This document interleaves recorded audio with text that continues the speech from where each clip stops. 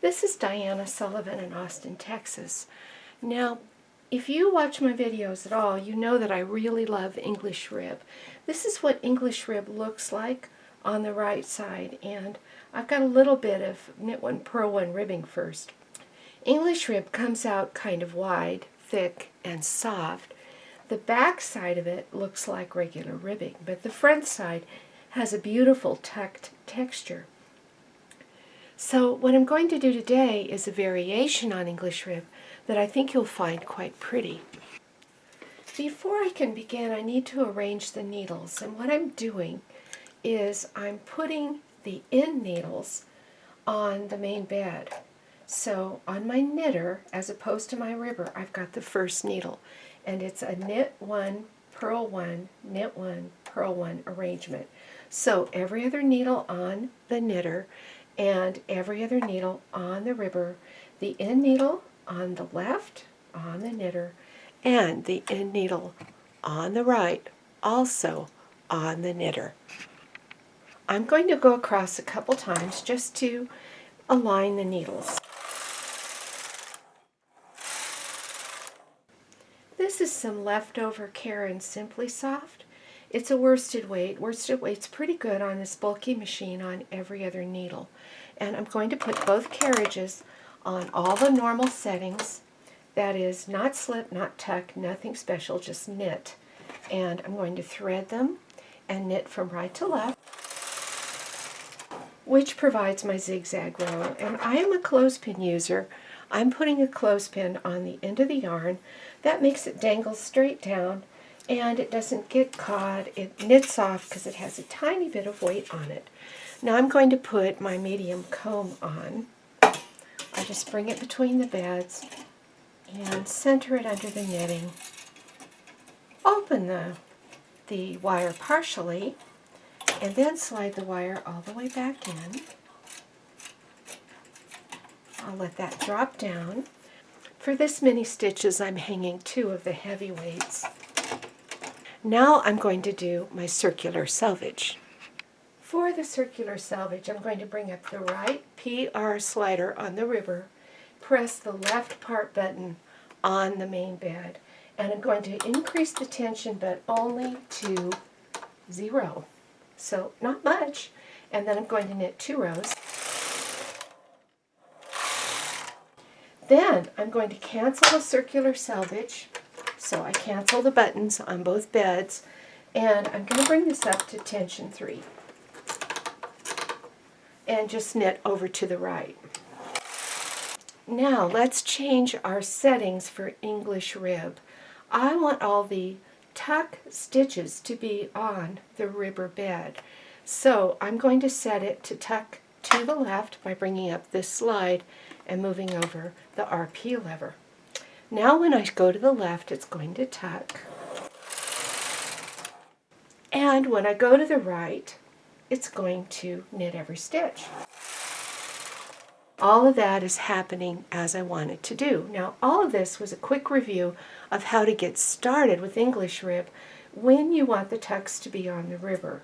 And for this pattern I do, but we're going to do something a little special.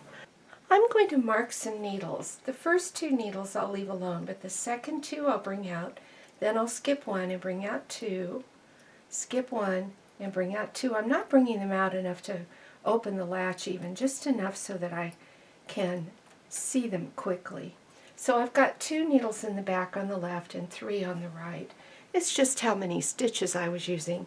I'm taking this blue washable marker and I'm making some marks right here by the slots for these needles that I pulled out just a tiny bit.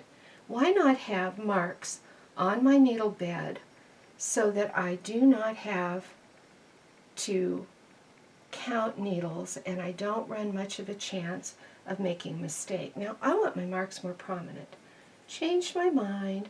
I'm making bigger marks.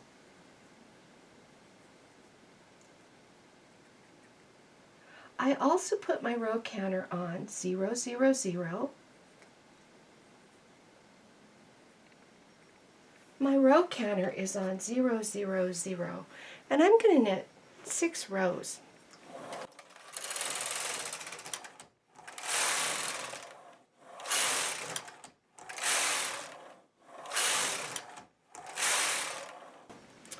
Now, using those needles that I put a mark on, these two, and these two, and these two, and these two, and these two, I'm going to do some cabling.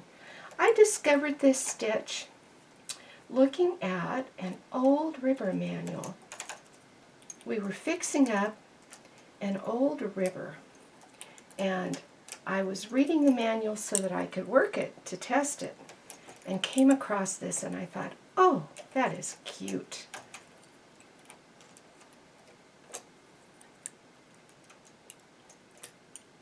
So what I'm doing is I'm taking those two stitches off onto two single transfer tools, putting the left stitch on the right of the two needles, which is over a little ways, and putting the right stitch on the left. And it's not that many transfers to get a row done.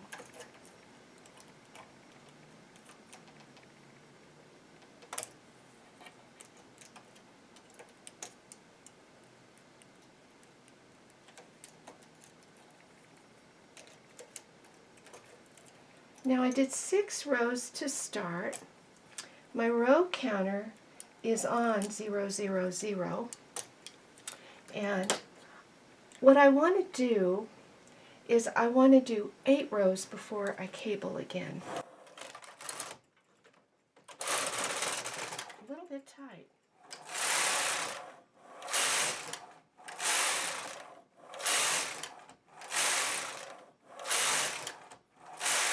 I've got an idea how to cope with that tightness, and I'll show you this time. Never force your machine. You get to where you feel when it's a little bit too tight and that you need to give it some help. So, oops, I'm on a gate peg. There we go. It's important when you cable to not put the stitch up on a gate peg. Once those are cabled, I'm going to bring the needles out. You see, when the carriage goes across and knits a stitch, it has to bring the needle all the way out and push it all the way back.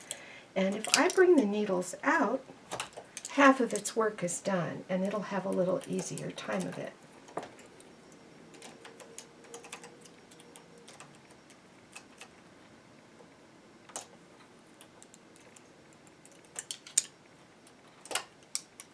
If this isn't enough to make it easier to knit that first row after the cable, then I'm going to loosen the tension. I'll go from maybe 3 to 5. We'll see if that does the job. You always do swatching before you plan a project. So I'm in that planning phase. Okay, let's see how that one does. Let's bring these out. Give it a little more help. Oh, much better.